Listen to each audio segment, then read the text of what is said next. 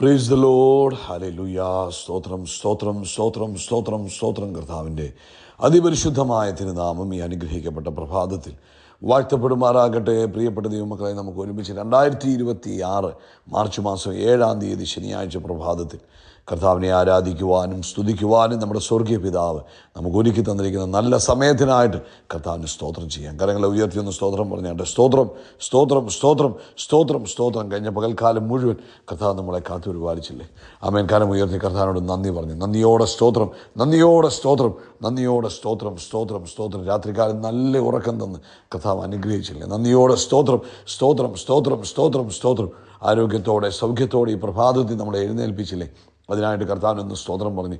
സ്തോത്രം സ്തോത്രം സ്തോത്രം സ്തോത്രം സ്തോത്രം സ്തോത്രം. ഈ പകൽക്കാലം ക്രിസ്തുയേശുവിൽ നമ്മളെ ജയോത്സവമായി നടത്തുന്ന ദൈവത്തിന് കർത്താവിന് സ്തോത്രം പറയാം. എല്ലാവരും സ്തോത്രം പറഞ്ഞാട്ടെ. ഹല്ലേലൂയ. ഈ പകൽക്കാലം ഞങ്ങളെ അത്ഭുതമായി നടത്തുന്നതിന് സ്തോത്രം, ശ്രേഷ്ഠമായി നടത്തുന്നതിന് സ്തോത്രം. ഒന്നിനും കുറവില്ലാതെ നല്ല ഇടയനായി അങ്ങ് ഞങ്ങളുടെ കൂടെ ഇരുന്ന് അങ്ങ് ഞങ്ങളെ നടത്തുന്നതിന് സ്തോത്രം. അങ്ങ് കരുതുന്നതിനും പരിപാലിക്കുന്നതിനും സൂക്ഷിക്കുന്നതിനും ഒക്കെ ഞങ്ങൾ സ്തോത്രം പറയുന്നു. അങ്ങ് നല്ലവൻ, അങ്ങ് വല്ലഭൻ, അങ്ങയുടെ ദയ ഇന്നും എന്നേക്കുമുള്ളത്. അങ്ങേ ആരാധിക്കുന്നു, അങ്ങേ സ്തുതിക്കുന്നു, അങ്ങേക്ക് നന്ദി പറയുന്നു. അപ്പോൾ അങ്ങേ ആരാധിക്കുന്നു, അപ്പോൾ സ്തോത്രം ചെയ്യുന്നു, സ്തുതിക്കുന്ന കർത്താവേ, അങ്ങ് നല്ലവനാകുന്നു, വിശ്വസ്തനാകുന്നു, അങ്ങേ ഞങ്ങൾ ആരാധിക്കുന്നു. ഹല്ലേലൂയ. നന്ദിയോടെ സ്തോത്രം. സങ്കീർത്തനക്കാരൻ ഇങ്ങനെയാണല്ലോ പറയുന്നത്. സങ്കീർത്തനം ആമേൻ അതിൻ്റെ 32-ാം അധ്യായം. ലംഘനം ക്ഷമിച്ചും പാപം മറച്ചും കിട്ടിയ മനുഷ്യൻ അനുഗ്രഹിക്കപ്പെട്ടവൻ. യഹോവാകൃത്യം കണക്കിടാതെയും ആത്മാവിൽ കപടമില്ലാതെയും ഇരിക്കുന്ന മനുഷ്യൻ ആമേൻ അനുഗ്രഹിക്കപ്പെട്ടവൻ. ആമേൻ ആമേൻ. അതിൻ്റെ 6-ാമത്തെ വാക്യം പറഞ്ഞു, ഇത് നിമിത്തം ഓരോ ഭക്തനും കണ്ടെത്താകുന്ന കാലത്ത് കർത്താവിനോട് പ്രാർത്ഥിക്കും. പെരുവെള്ളം കവിഞ്ഞു വരുമ്പോൾ അത് അവൻ്റെ അടുക്കലോളം എത്തുകയില്ല. കർത്താവ് എനിക്ക് മറവിടമാകുന്നു. കരങ്ങളെ ഉയർത്തി എന്ന് പറഞ്ഞ്, കർത്താവ് എനിക്ക് മറവിടമാകുന്നു. കർത്താവ് എന്നെ കഷ്ടത്തിൽ നിന്ന് സൂക്ഷിക്കും. രക്ഷയുടെ ഉല്ലാസഘോഷം കൊണ്ട് കർത്താവ് എന്നെ ചുറ്റിക്കൊള്ളും. 11-ാമത്തെ വാക്യം ഇങ്ങനെ പറയുന്നത്, നീതിമാന്മാരെ യഹോവയിൽ സന്തോഷിച്ച് ആനന്ദിപ്പിൻ. ഹൃദയപരമാർത്ഥികൾ എല്ലാവരുമായുള്ളവരെ ഘോഷിച്ച് ഉല്ലസിപ്പിൻ. നമുക്ക് ഒരുമിച്ച് കർത്താവിനൊന്ന് സ്തോത്രം പറയാം. എല്ലാവരും നിങ്ങളുടെ കാര്യങ്ങളെ ഉയർത്തി അല്പസമയം സന്തോഷത്തോടെ കർത്താവിന് നന്ദി പറഞ്ഞാണ്. കർത്താവ് നല്ലവനാകുന്നു, കർത്താവ് വിശ്വസ്തനാകുന്നു, കർത്താവ് മാറാത്തവനാകുന്നു, കർത്താവ് അത്ഭുതങ്ങളെ ചെയ്യുന്നവനാകുന്നു. അനുഗ്രഹിക്കപ്പെട്ട ഈ പ്രഭാതത്തിനായിട്ട് പിതാവെ ഞങ്ങൾ സ്തോത്രം ചെയ്യുന്നു. കർത്താവിൻ്റെ കരങ്ങളിലേക്ക് ഈ ദിവസത്തെ ഞങ്ങൾ ഏൽപ്പിച്ച് പ്രാർത്ഥിക്കുന്നു. അപ്പോൾ നസറേയനായ യേശു ക്രിസ്തുവിൻ്റെ നാമത്തിൽ ഞങ്ങൾ മാർച്ച് മാസം 7-ാം തീയതി അനുഗ്രഹിച്ച് പ്രാർത്ഥിക്കുന്നു. യേശു ക്രിസ്തുവിൻ്റെ രക്തത്താൽ മുദ്ര വെച്ച് പ്രാർത്ഥിക്കുന്നു. ഇത് ഒരു അത്ഭുതത്തിൻ്റെ പകലെന്ന് ഞങ്ങൾ യേശു ക്രിസ്തുവിൻ്റെ നാമത്തിൽ ആമേൻ ഡിക്ലെയർ ചെയ്യുന്നു. കാനായിലെ കല്യാണ വീട്ടിൽ വെള്ളം വീഞ്ഞായതുപോലെ ഞങ്ങളുടെ ജീവിതത്തിൽ ചില അത്ഭുത പ്രവൃത്തികൾ യേശു ക്രിസ്തു മുഖാന്തരം നടക്കുന്ന പകലെന്ന് ഈ 7-ാം തീയതിയെ ഞങ്ങൾ നോക്കി ഡിക്ലെയർ ചെയ്യുന്നു. കർത്താവേ, ഈ ദിവസത്തെ ഞങ്ങൾ അനുഗ്രഹിക്കുക. അങ്ങയുടെ കൃപ ഞങ്ങളുടെ കൂടെയുള്ളതിന് സ്തോത്രം. അനർത്ഥങ്ങൾ ഒഴിവാകട്ടെ, രോഗങ്ങൾ മാറി നിൽക്കട്ടെ. എല്ലാ വിധത്തിലുള്ള കർത്താവെ ശത്രുവിൻ്റെ പദ്ധതികളെയും യേശു ക്രിസ്തുവിൻ്റെ നാമത്തിൽ ഞങ്ങൾ ക്യാൻസൽ ചെയ്യുന്നു. ഈ പ്രഭാതി കർത്താവെ, രോഗത്താൽ ഭാരപ്പെടുന്നവർ ഇപ്പോൾ തന്നെ സൗഖ്യമാകട്ടെ. എല്ലാ രോഗബന്ധനങ്ങളും യേശു ക്രിസ്തുവിൻ്റെ നാമത്തിൽ അഴിഞ്ഞു മാറട്ടെ.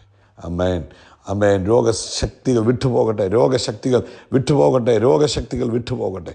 ആമേൻ. പ്രത്യേകിച്ച് ഹല്ലേലൂയ സ്തോത്രം, ക്യാൻസർ മാതിരിയുള്ള മഹാമാരികൾ യേശുവിൻ്റെ നാമത്തിൽ വിട്ടുമാറട്ടെ.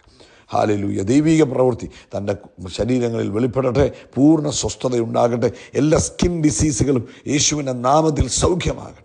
Hallelujah. Thank you father, thank you father, thank you father. നന്ദിയോടെ സ്തോത്രം, നന്ദിയോടെ സ്തോത്രം. കർത്താവേ, രക്തക്കുഴലുമായിട്ടുള്ള ബന്ധത്തിലുള്ള ബുദ്ധിമുട്ടുകൾ, രക്തത്തിലുള്ള അസ്വസ്ഥതകൾ, രക്തത്തിലുള്ള കുറവുകൾ, രക്തത്തിലുള്ള ഇൻഫെക്ഷനുകൾ ഇപ്പോൾ യേശുവിൻ്റെ നാമത്തിൽ സൗഖ്യമാകട്ടെ. അതുപോലെ ഹാർട്ട് ഡിസീസുകൾ സൗഖ്യമാകട്ടെ. യേശുവിൻ്റെ നാമത്തിൽ ഹൃദയ സംബന്ധമായ രോഗങ്ങൾ ഇപ്പോൾ തന്നെ സൗഖ്യമാകട്ടെ. അതുപോലെ കർത്താവെ, എക്സാമിൻസ് എഴുതുന്ന കുഞ്ഞുങ്ങൾക്ക് വേണ്ടി ഞങ്ങൾ പ്രാർത്ഥിക്കുന്നു. കർത്താവിൻ്റെ പ്രത്യേക കരുതൽ അവരോട് കൂടെ ഇരിക്കണമേ.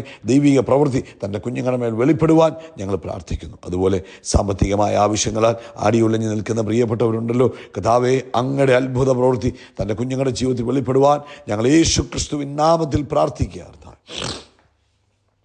ദൈവിക മഹത്വം കണ്ട് സന്തോഷിപ്പാൻ കർത്താവെ അങ്ങയുടെ വരുത്തണമേ എന്ന് പ്രാർത്ഥിക്കുന്നു. അതുപോലെ ഇന്ന് പ്രഭാതത്തിൽ കർത്താവിൻ്റെ കരങ്ങളിലേക്ക് ഞങ്ങൾ എല്ലാവരെയും ഏൽപ്പിച്ച് പ്രാർത്ഥിക്കുന്നു. കർത്താവ് ലോകത്തെമ്പാടും കർത്താവിൻ്റെ വേലയിലായിരിക്കുന്നവരെ അനുഗ്രഹിക്കണം.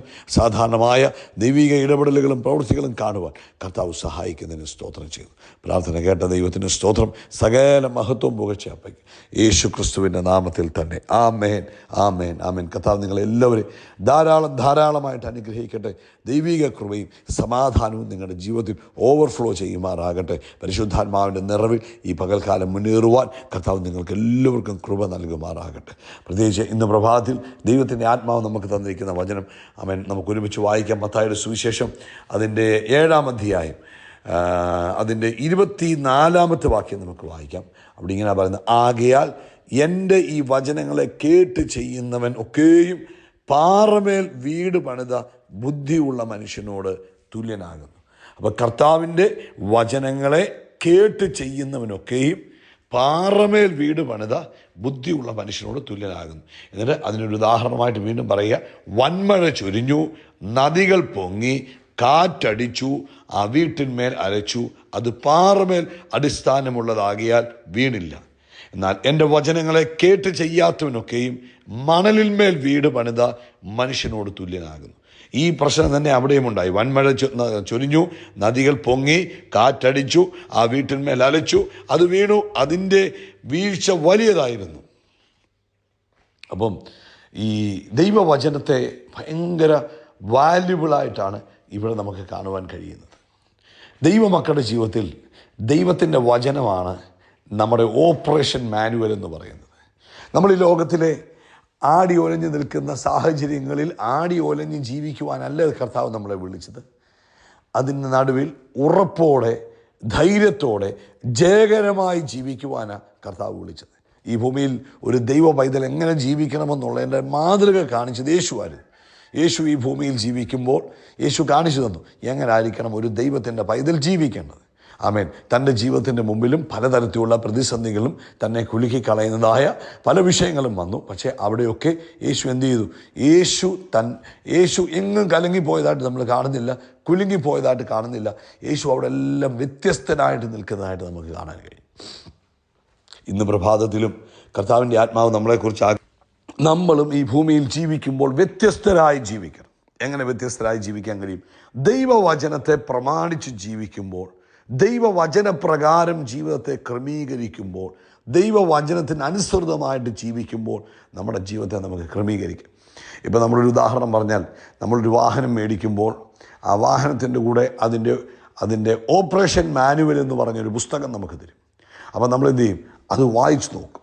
പലരും വായിക്കാറില്ല, എന്നാൽ അത് വായിച്ചു നോക്കണം. വായിച്ചു നോക്കി കഴിയുമ്പോൾ ഈ വണ്ടി അല്ലെങ്കിൽ ഈ വാഹനം ഏറ്റവും ബെസ്റ്റായിട്ട് എങ്ങനെ നമുക്ക് ഉപയോഗിക്കാം, അതിനകത്ത് എന്തൊക്കെ ഫങ്ഷൻസ് ഉണ്ട്, എന്തൊക്കെ കാര്യങ്ങൾ നമുക്ക് പ്രയോജനകരമായതുണ്ട്, എന്തൊക്കെ നമ്മൾ ചെയ്യാൻ പാടില്ല, ഏതൊക്കെ കാര്യങ്ങൾ നമ്മൾ അവോയ്ഡ് ചെയ്യണം, ഏതൊക്കെ നമ്മൾ ചെയ്യണം, ഇതെല്ലാം നമുക്ക് ലഭിക്കുന്നത് എവിടുന്നാണ്?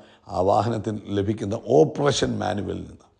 ഇന്ന് പ്രഭാതത്തിൽ കർത്താവിൻ്റെ ആത്മാവ് നമ്മളോട് പറയുന്ന ഇതാണ്, ദൈവവചനം നമ്മുടെ ഓപ്പറേഷൻ മാനുവലാണ്.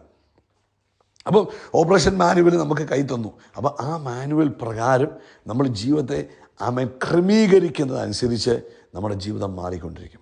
കിങ്ഡത്തിനകത്ത് ദൈവിക പ്രിൻസിപ്പിൾസ് ഉണ്ട്. നമ്മൾ പലപ്പോഴും കരഞ്ഞ് കർത്താവിൽ നിന്ന് കാര്യങ്ങൾ നേടിയെടുക്കുക എന്നുള്ളൊരു പ്രവണതയാണ് നമുക്ക് കൂടുതലുള്ളത്. എന്നാൽ കിങ്ഡത്തിനകത്ത് പ്രിൻസിപ്പിൾസ് ഉണ്ട്. ഇപ്പം ഉദാഹരണം പറഞ്ഞാൽ, യഹോവ ഇടയനാകുന്നുവെങ്കിൽ മുട്ടുണ്ടാകത്തില്ല. അപ്പോൾ ഇടയൻ എങ്ങനെ ആയിരിക്കണം? ആട് എങ്ങനെ ആയിരിക്കണം? ഇടയൻ്റെ ശബ്ദം കേട്ട് നടക്കുന്നതായിരിക്കണം ആട്. നമ്മൾ വെറുതെ കർത്താവിൻ്റെ ഇടയനാകുന്ന എനിക്ക് മുട്ടുണ്ടാകുകയില്ല എന്ന് പറഞ്ഞാൽ കാര്യം നടക്കത്തില്ല. യഹോവ റിയലി നമ്മുടെ ഇടയനാണോ? ഇടയനും ആടും നമ്മുടെ ബന്ധം എന്താണെന്ന് നോക്കണം. വേദപുസ്തകത്തിൽ അതിലൂടെ എന്താണ് ചിന്തിക്കുന്നത്? അപ്പോൾ അത് നമ്മൾ മനസ്സിലാക്കി ഒരു ആടിനെ പോലെ, ഒരു ഇടയൻ്റെ കൂടെ നടക്കുന്ന ആടിനെ പോലെ നമ്മൾ നടക്കുകയാണെങ്കിൽ നിശ്ചയമായിട്ടും നമുക്കൊന്നിനും ഒരു കുറവ് വരുവാൻ കർത്താവ് അനുവദിക്കത്തില്ല. ഇതാണ് പ്രിൻസിപ്പിൾ. നിങ്ങൾ അവൻ്റെ സന്നിധി താന്നിരിപ്പിൻ, അവൻ നിങ്ങളെ ഉയർത്തുമെന്നുള്ള ദൈവവചനം. അപ്പോൾ താഴാൻ നമ്മൾ പഠിക്കണം. പ്രിൻസിപ്പിളാണ്. ഉയരാനുള്ള പ്രിൻസിപ്പിൾ എന്തുവാ? താഴണം. ദൈവസന്നിധി താഴണം. റെസ്പെക്റ്റ് ചെയ്യേണ്ടവരെ റെസ്പെക്റ്റ് ചെയ്യണം. ഓണർ ചെയ്യേണ്ടവരെ ഓണർ ചെയ്യണം. അപ്പോഴാണ് എന്ത് ചെയ്യുന്നത്? നമ്മളെ ഉയർത്തുന്നത്. ഇതൊക്കെ നമ്മൾ വേദപുസ്തകത്തിൽ നിന്ന് നമ്മൾ പഠിക്കണം.